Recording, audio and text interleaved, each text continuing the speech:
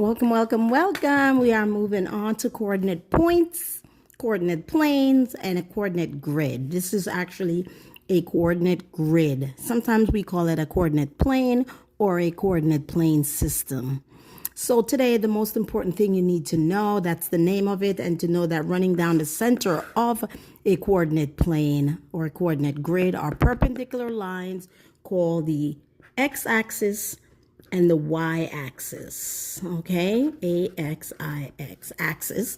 Of course, all the grids, they usually have 4 quadrants. This is quadrant 1. Quadrant 2, they run counterclockwise. Quadrant 3, and the last one is quadrant 4. Here we have the center. We call it the origin. The number here is 0, 0. 0 for x and 0 for the y-axis, 0, 0. These numbers are called coordinate pairs. They're a point on the grid. So important to order to locate your points. Now, the next and most important thing, after you found your quadrants and you identify, you know where your center is, you begin reading. When read, we always begin with the x-axis and then move to the y. In this case, I would read the x first and then the y. Over here, I'd read the x and then the y. Here, I'd read the x and go down to the y. Here, I would read the x and go down to the y. Let's try a few. All right, so here's a point right here, and I want to locate this point.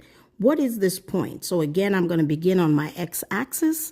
I'm going to count over, which is 1, 2, 3, 4, 5. So this point is 5, comma, and I go across and I can clearly see that it's 7.